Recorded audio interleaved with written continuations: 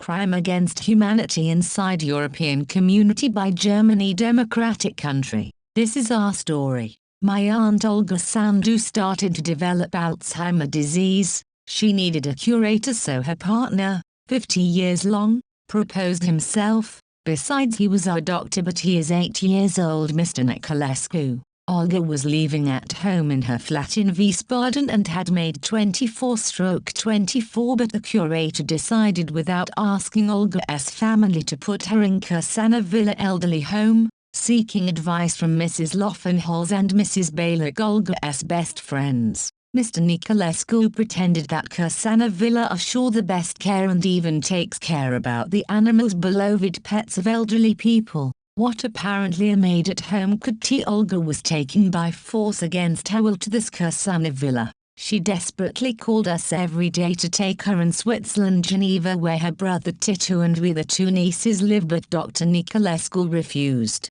In order to continue his heartless decision, he wrote to the Wiesbaden court that we are a bad family, that don't love Olga, and that we want to take her money. The German court agreed without any proof all his statements. If we were such a bad family, why Olga's desire was to make her will on the favor of her nieces Flavia and Dominika, the two children of her brother Tito. In order to justify his decision, Mr. Niculescu started to forbid Olga's family to call her at Kursana Villa, to visit her or to write her. All this was approved by the manager of Kursana and was ordered to Kursana staff. Olga was in Kursana Villa under house arrest. In fact, the only worries of Kursana staff, nurses, so on, was to spy her and report all phone calls, visits to her curator, Mr. Niculescu. She was abused in Kursana Villa. Nobody cared if she eats or drinks. The meal was a sliced smoked salmon and a Knorr soup. The receptionist Tina was laughing behind my aunt's shoulders because she had confusions, and at the end Tina made this statement: "Your Aunt Olga is crazy enough to realize if yes or no she is in contact with her family." I was stunned, coming from staff that work with frail elderly people and which institution takes €4,500 a month from each person. Apparently, as former doctor Mr. Niculescu, does he know that the family support is vital to a sick person. The temptation in Olga's room was very high, impossible to breathe. What was remembering me to Auschwitz and all the Jewish people that was killed in gas rooms. The only support and happiness Olga had in Kursana Villa was her beloved dog that she used to say, "My child." She was going out for a walk. Everybody knows that physical activity and affectional support is essential for a human soul, especially for a sick person. Some of Kursana staff started to envy Olga for her beautiful dog, so she received Mr. Niculescu's agreement to buy the dog Lola from my sick and frail aunt. Mr. Niculescu justified that Olga was no more able to care about Lola, her dog, than why she was paying €4,500 a month to a home and staffed at county care. We hired a German lawyer, Alexander Kutch, with whom I went to Kursana, always hiding my identity. Last November 2014. Mr. Kutch was stunned that Olga was in a suite and not one room, because according with his information, Kursana is extremely expensive. In front of Mr. Kutch, Olga said she wants to join her family in Switzerland, and I have the record of her wish. Together with Mr. Kutch and Olga, we all spoke about Pavarotti operas and operas she sang. So Mr. Niculescu's statement that she is 100/100 crazy was not true. Olga was living in Kursana in an animal state as the other elderly people. I just had the feeling that the staff wait them to die and take all assets. The Wiesbaden court approved all the statements made by Mr. Niculescu against us without any proof, and also they asked Olga where she wants to live,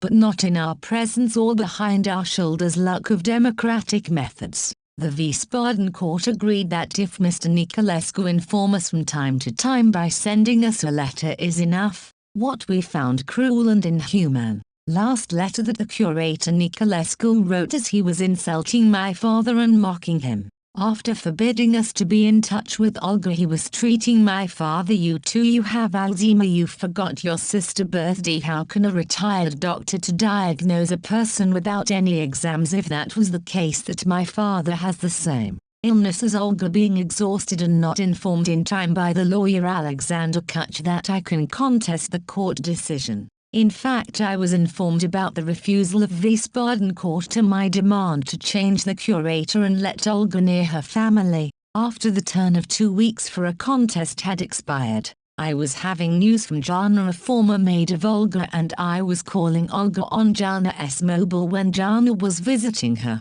But once by bad luck Mrs. Loffenholz and Mrs. Balick were there and started to shout to Jana, and probably Mr. Niculescu offers Jana some money in order to put down the phone when I was calling her since, and from Jana I knew that Lola has been sold and that Olga's money are nearly finished and she urgently need to move in one room from her suite, and after a short while she has to be moved to a social home care. I was advised by a British friend to contest myself to the Wiesbaden court, but the court was hypocrite. We are willing to have a meeting with you, but we don't have time. The curator, finding out about my contest, probably decided to put an end, and he helped Olga to have an accident, to fall down and to hit her head against an wall that caused a coma. My father received a call from a friend of Olga vaguely informing him that Olga has broken a leg and is in hospital. I quickly called Jana, from whom I found out that Olga is in coma. Apparently Jana was in touch with Dr. Niculescu,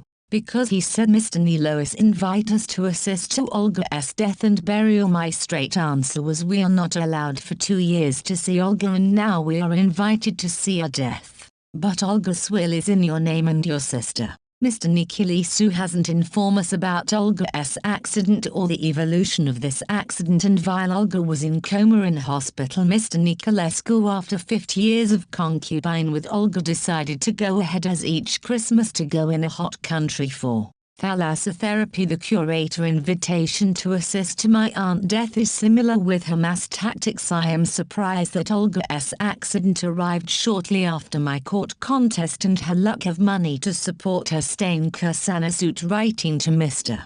Niculescu, I bless those who bless me and curse those that cursed me. He answered in a defiant way without any remorse about our suffering. Not everyone is concerned, and not applicable for everybody. In fact, he did make a CLL to my father to inform us or to express any sentiment of sadness he had communicated sometimes through some Romanian, saying that he is willing to keep my aunt frozen at morgue until we come to bury together. Do once more. This is a sarcastic proposal after we could be in touch with our only family left, Olga. He invites us to see her death. I wonder why he did make a video with her death and burial and put in online, sending it to CNN. Mr. Niculescu's friends Mrs. Loffenholz and Balick were in Olga's flat one day after Olga has been taken to Kursana Villa. What were they doing in her former flat? What else than steal from her? As soon as I expressed my revolt, Mrs. Loffenholz and Balick convinced Mr. Niculescu and Kursana staff to forbid me to call Olga. What are they hiding? But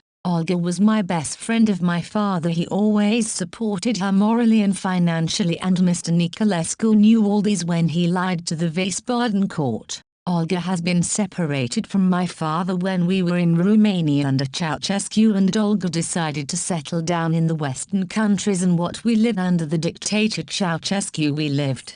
Dictator Niculescu and former Nazi Germany, that despite the fact the war has finished and was lost, shows inhuman attitude towards sick people. But we are now in the EU and we are civilized countries that condemn, terrorize and fight for human rights, but we are hiding human abuses inside our society and take action just against Syria. This is our family tragedy in democratic society where elderly ill people are abused and where curator and court tyrannies innocent frail people. My aunt Olga has been abused by the curator, her friends Loffenholz, Balick and Kursana staff. She was stolen her human dignity and her assets, hardly saved. As a musician she lived under house arrest in Kursana under the dictator Niculescu. Until now I don't have the answer from the Wiesbaden hospital why she came at hospital, who caused her fall, who was near her when that happened, what caused her death. We also request the return of Lola, the beloved pet of Olga, her child, to us, her brother Titu and the 2 nieces.